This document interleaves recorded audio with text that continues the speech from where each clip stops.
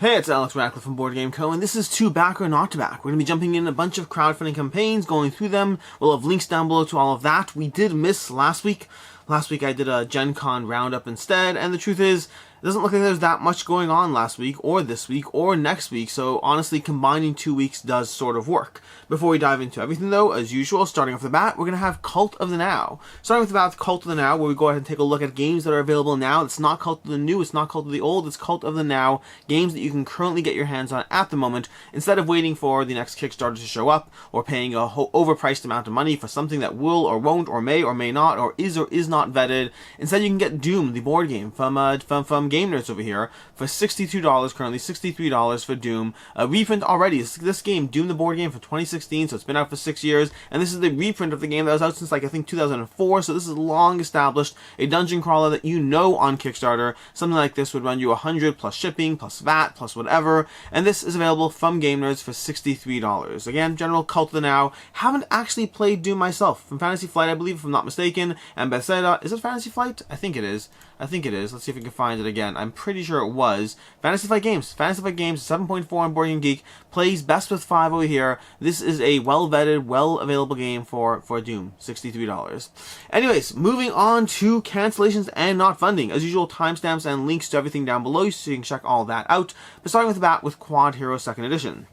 Quodd Heroes 2nd Edition is a cancellation. This cancelled, unfortunately, since I last talked about it a few weeks ago. Yes, they did cross the funding goal. No, they did not get the traction they were looking for. Yes, they are coming back to Kickstarter fairly soon, so if you keep your eyes peeled for another few days, weeks, or whatever it is, they will be coming back to Kickstarter, and they'll be running again. So you can go ahead and get your hands on, not get your hands, you can keep your eyes peeled for Quodd Heroes. They'll have a link at some point coming, but they'll be back. We'll be back with more heroic than ever on September 6th. So there's your date, September 6th for Quodd Heroes, relaunching on Kickstarter with a bang. From there we have the not funding category. Well, that's not entirely true. This one's actually kind of a little bit weird, a tangential. I should probably do the not funding first. Let me go ahead. Did I skip some things? I skipped some things over here. We're going to go out of order because it is what it is at this point. So, over here we have a few things that are board game adjacent. And starting off the bat with one that is not actually available to back at the moment, but there should be a late pledge. This is the game Master Screen by Wyrmwood, closing in 19 minutes from when I'm watching this, which means by the time you watch it tomorrow morning, it already ended.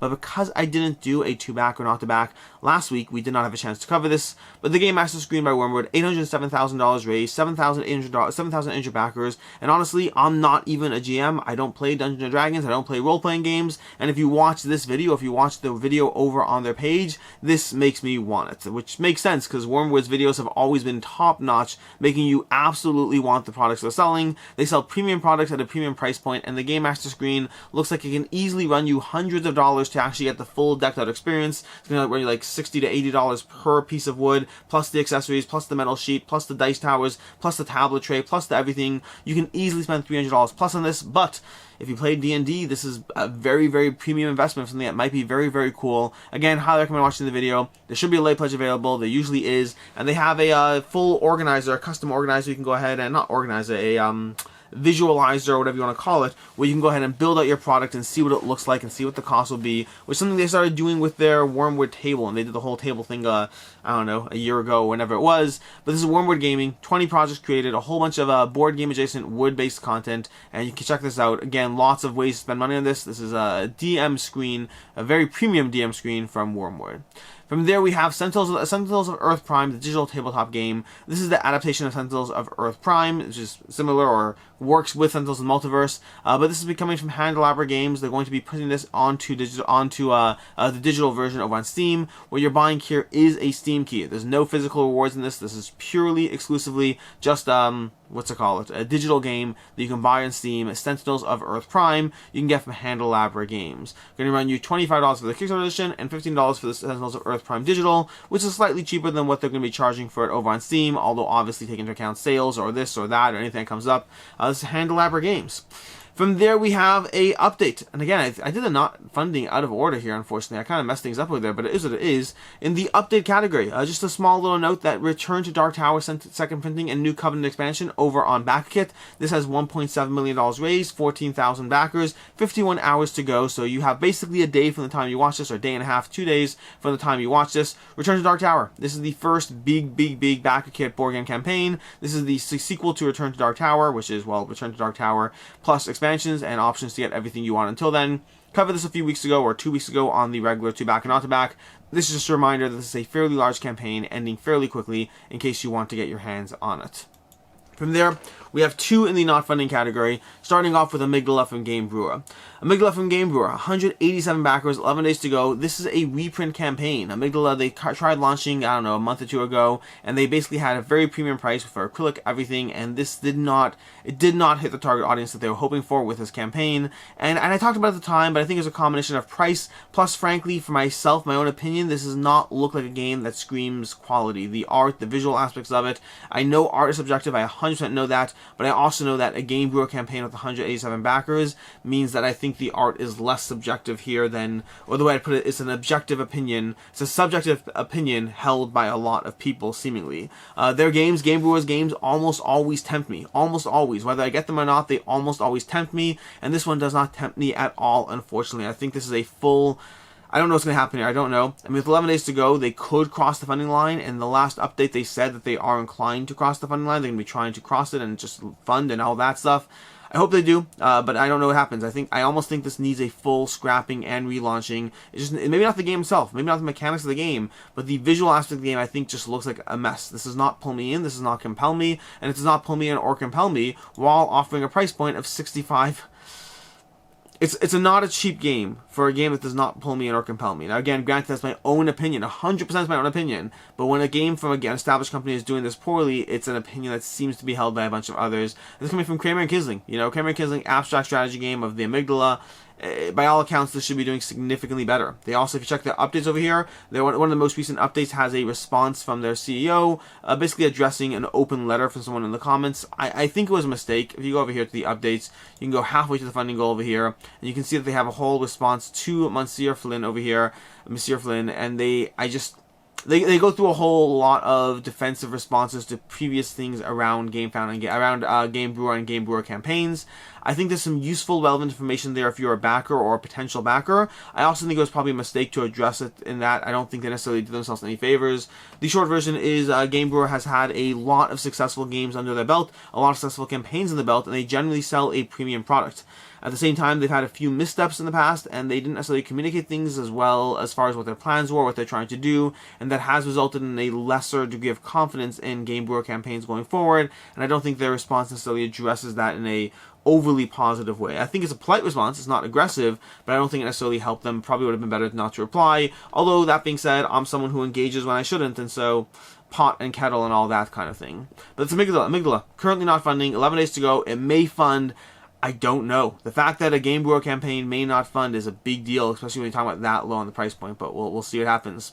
From there we have Wizard and Relics Awakening, a magical card game. $6,900 raised so far, 133 backers and a $15,000 goal. This is a game which you're going to have a Wizard and a Relic, shockingly enough. This is the Awakening expansion to the already existing game, but it's a game where you have your Wizard and your Relic. You're going to play them down, interact with the players, and going round by round, playing the combinations of Wizard and Relics in this basically gateway game of playing cards that's meant to be the kind of game that can pull in your non-gamer friends, yet still be entertaining to your gamer friends.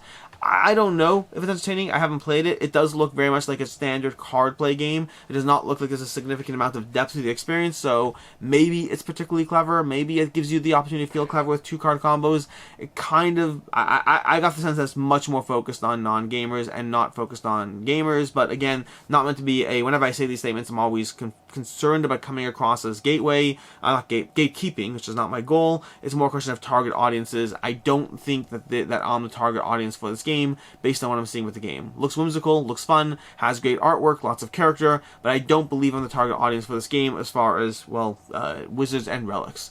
Plus I was going to run you basically for $10 for over here, $29 for the premonition of the game, the Awakening expansion over there, which can be mixed and matched with the original game, $39 for the Awakened Merchant, which will give you the full everything for this, and then we go up to $55 for the Lore Master of Relzari over here, which gives you the Awakening, the full print and play, the Mark and Mini expansion, the Tales of Relzari book plus name over there. Then we have the full Awakened Wizard bundle in case you want the base game, the original base game as well. I believe that comes with the original base. Yep, the Wizard and Relic base set for $99. You'll get all of that. As far as should you back it, where are we? This is not funding yet. This is not funding. This is currently not funding over here. It may fund. We'll see. With 14 days to go, they certainly have the time to fund, but it is going to be very close. Like Amygdala, it's just based on where they are so far. It's hard to say. So we'll see. We'll see what happens. We'll see what happens on Wizards and Relics. From there we get to the actual new campaigns. Starting off new campaigns, things that are actually currently planning on funding, or actually planning on funding. Do I have audio right now? Do I have audio? I don't have audio. Excuse the slight panic on my end as I try to figure out whether I actually have audio for the past 20 minutes of talking. But in any case, moving on to Dead Reckoning Letters of Marque from AEG. 5,394 backers, 4 days to go. Dead Reckoning Letters of Marque is the expansion to Dead Reckoning. This is going to be introducing the Letters of Marque expansion, which is both gameplay expansion content, as well as a third saga for the game. So you're buying both over here. You're buying a third saga and new gameplay content. As far as the new saga, like the previous sagas before, it's giving you unlockable content with a bit of a story and pathway through it. Not a campaign. You can play it with different players as you slowly unlock and iterate through it, as cards enter the card row, as a saga and all the content around it is slowly uncovered. The price point for sagas in general in this campaign is running you $45. Where is it so far? We have $45. I saw it somewhere. It's lower down here on the page. I believe it's $45 for each saga expansion, and that means $59 is buying you the third saga plus the gameplay content, which comparatively speaking is a good deal, but obviously at $60 that's still a lot of money, so you have to decide if you want or need that content, or if you're even going to benefit from the sagas.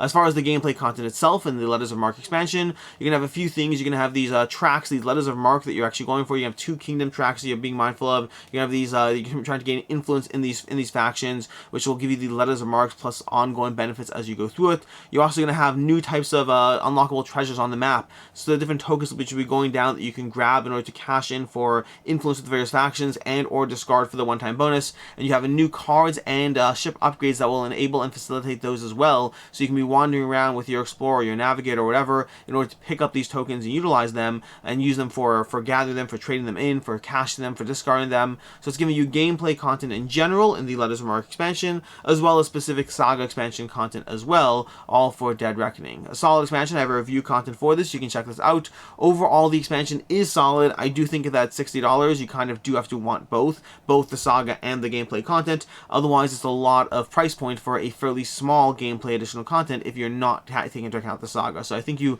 kind of do have to want both on that one. That's overall Letters of Marque. The Letters of Marque expansion for Dead Reckoning gives you a full opportunity to get the base game as well. So lots of opportunities here as far as Dead Reckoning, Letters of Marque from AEG. As far as should you back it, should not. First of all, in terms of the original game, the original Dead Reckoning on Kickstarter has held its value just fine. There's not really a lot of availability for this game, and this game is well liked and well rated. And so overall, this is one that people have been seeking out, and it's one that you're going to want to, that if you want to get your hands on it, this is a good time to do so. And if you do back the game, there's a decent chance this one holds its value as well, again because of that limited availability, that limited opportunity to get your hands in it, unless and until you're waiting for the next Kickstarter. So overall, I think this is a safe back. I do think it's a lot of money, whether you're buying the base game or whether you're buying the expansion content alone. I think that there's a lot of money to be spent on this, on Dead Reckoning, and it's a game that you should make sure you know you want, because holding its value or not, if it's sitting on your shelf, it has to hold its value to you and not just to the marketplace. From there, we move on to Leviathans, the Great War, from Steampunk Miniatures game. This is coming to you from Callus Games, and this is a reprinting of a re-implementation or relaunching of Leviathans, which is out quite some time ago. This is 1,300 backers, 7 days to go, and they're bringing this one back. This miniatures air skirmish combat game. The original Leviathans was released in 2012. It had a few expansions, like the French and the British fleet and whatnot, and then it kind of fizzled out and didn't really continue from there. This new content is compatible with it. I believe there's some new cards that they're going to be implementing, but some new cards or adjustments in a small sense, but nothing that crazy. This is backwards compatible to the original content, and this is a miniatures air skirmish combat game that can run you a decent amount of money. Anything from $70 to the Leviathan starter box, all the way up to $200, $200, $360, $600 for the Admiral over here. I mean, this is, at the end of the day, a skirmish game, so the more stuff you have, the more content you have, the more steampunk airships you have, the more stuff you can fight over there. As far as should you back or should you not, will it hold its value?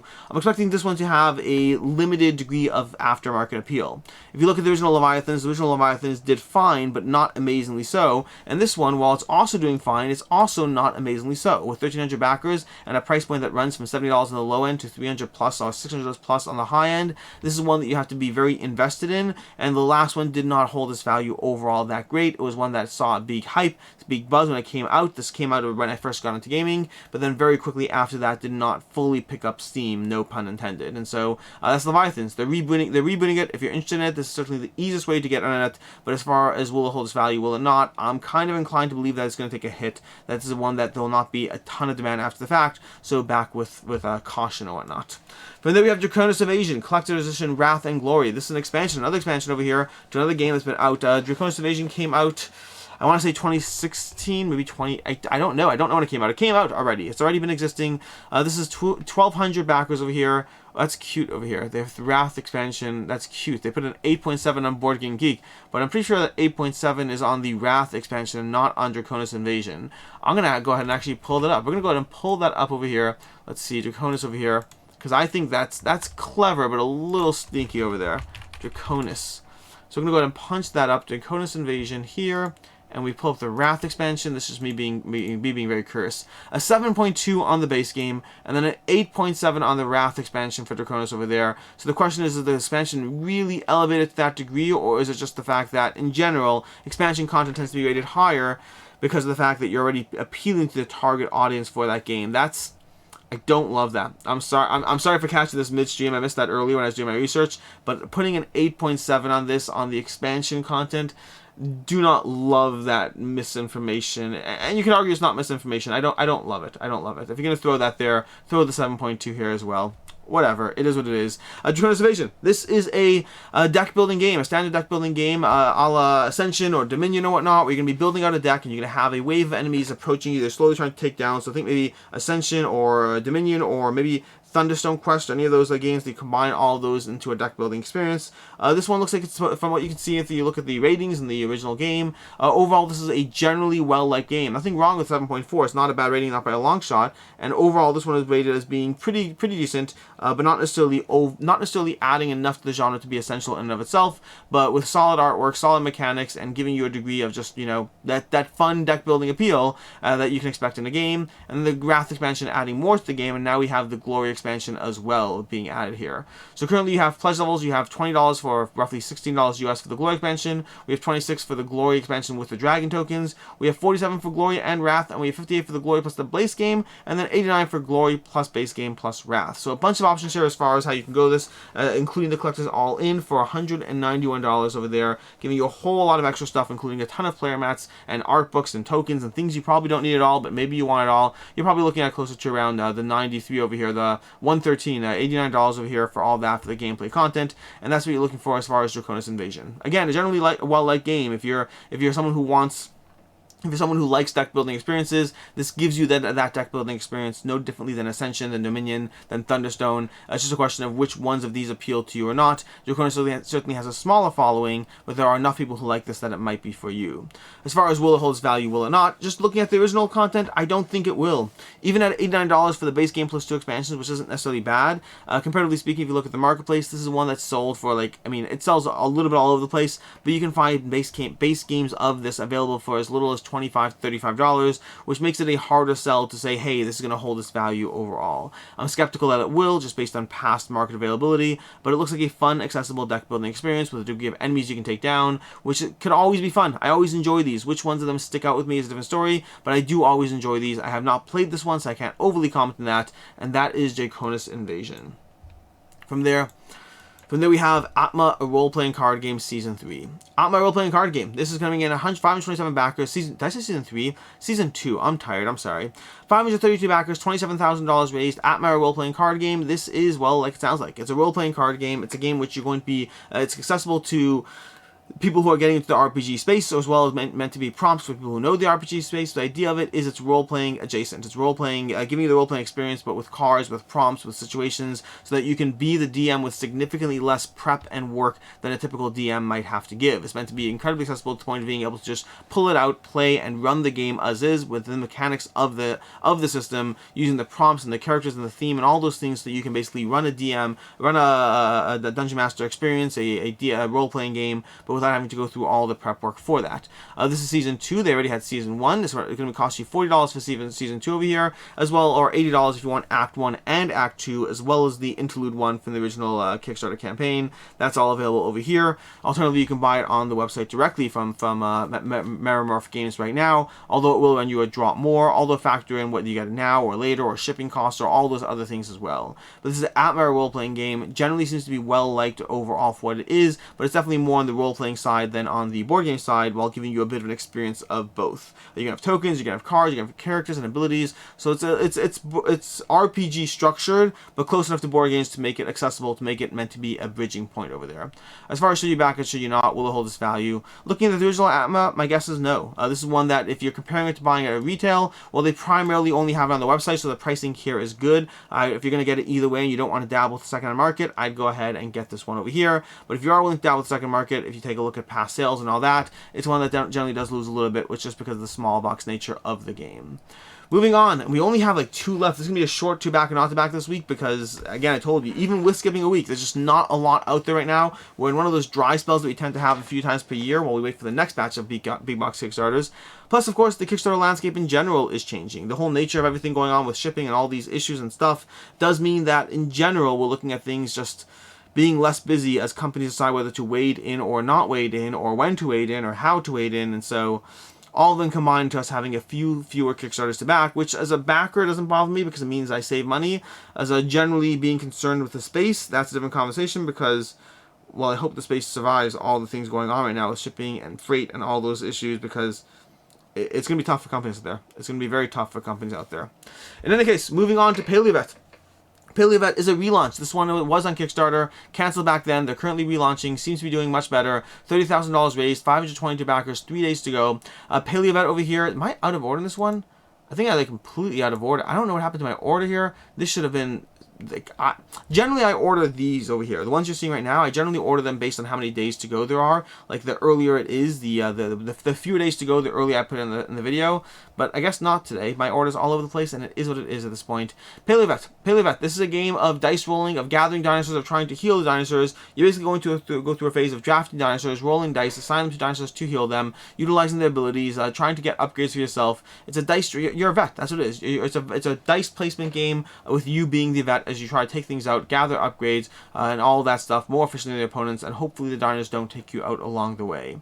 That's overall what's going on in the game. The price levels come in at $39 for the standard edition and $59 for the deluxe edition, although factor in whether you care enough for the deluxe edition, because for me, I'm usually someone who wants the deluxe edition all the time, and over here I don't see the deluxe being compelling enough. I mean, it's going to be an extra $20, so you have to count whether you care about that. But for the extra $20, you're getting 4 Dino Hospital player boards, and you're getting 18 acrylic DNA tokens, which for me, those are all nice. I mean, I want the acrylic tokens, sure, but not $20 want them. And the bifold player boards, I mean, if they're necessary, they should be in the base game, and if they're not necessary, it feels weird. Like, it's not dual layered. I don't know. I mean, I don't personally feel the need for this, but overall, significantly more people back to the deluxe edition than the retail, which generally makes sense because usually for a retail standard edition pledge, I would say, hey, if you're interested to get it from retail, don't get it on the Kickstarter. Now, that's not necessarily true this time around, just because the nature of having 500 backers means this may never show up at retail. So the standard edition is not guaranteed to be an available edition. It's just guaranteed to be the standard edition. But I'd probably go for the standard edition in this case. I'd save myself $20.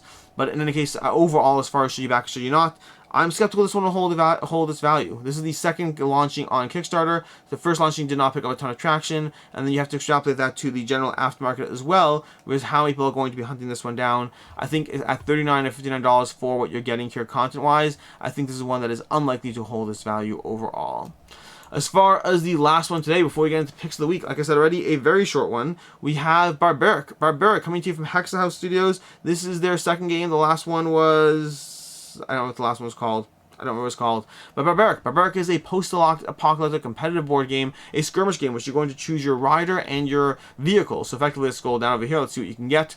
You can go ahead and get, let's say, for example, you can get Celts, the gigantic bunny over here, as your rider, and then put him into Megalodon as your vehicle, and you're combining those two into the skirmish game over here as you gather gear, as you upgrade your characters, as you try to take down your opponents with using your skill cards and the combination of facets of what you have. You have more bunnies over here, but this time we have a Midas engine. We have more bears or bunnies or owls going on. We have Genbu as the turtle over here. So you have a bunch of characters as well as the various actual vehicles that they're riding in.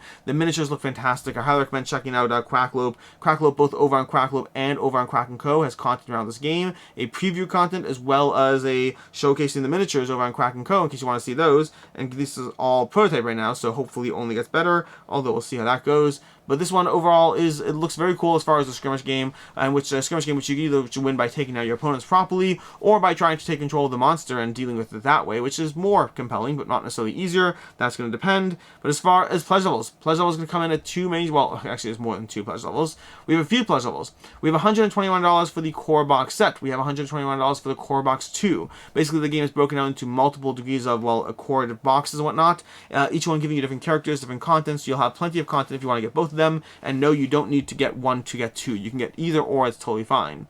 For $413 over here, for $302 US, you'll get the gameplay set, After the Apocalypse, Into Lost Jungle, the Challengers, all extras, and then for $343 you get the Collector's Edition. So basically, you can spend anywhere between $121 to $343 to jump in on this one, making it very expensive. Despite the fact that it's very compelling, the expense part is definitely a factor over here.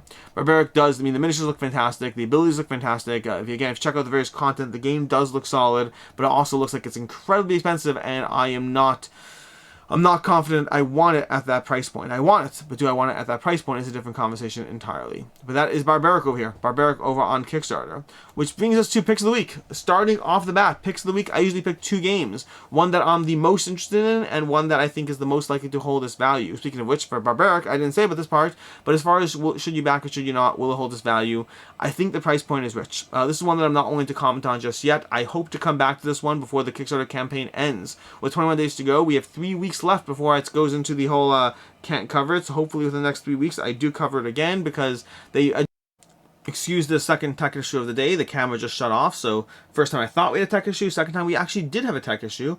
In any case, going back to what I was saying over here with Barbaric, the price point on the game does make it so that overall I'm not quite as confident. They're going to have stretch goals being unlocked and revealed, but ultimately we'll have to see. I will touch base in a few weeks and talk about it more. I just think it's very, very expensive, and despite being very, very cool, I don't know if it'll hold its value or not.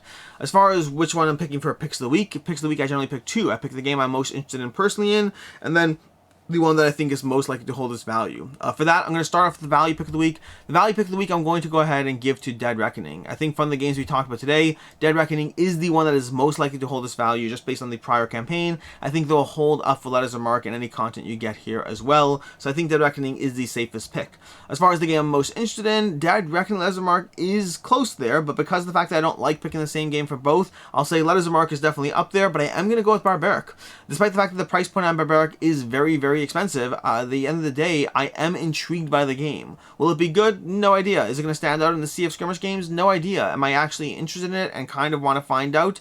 Despite my best judgment, I do think this is one that I do want to try to find out. I don't know if I'm going to back it or not. At the price point there's here, it's a lot to ask for, but it's one that I'm certainly compelled by, and it's my interest pick of the week, the one I'm most interested in here, especially if you're not counting Letters of Marque as an option over there. And that's everything. That is everything. Thanks so much for hanging out. I appreciate all of you. Sorry for the tech issues, the volume, the camera cutting out, all of those things. But yeah, in any case, and until next time, I'm Alex Radcliffe from Board Game Co., and I hope you have a good one.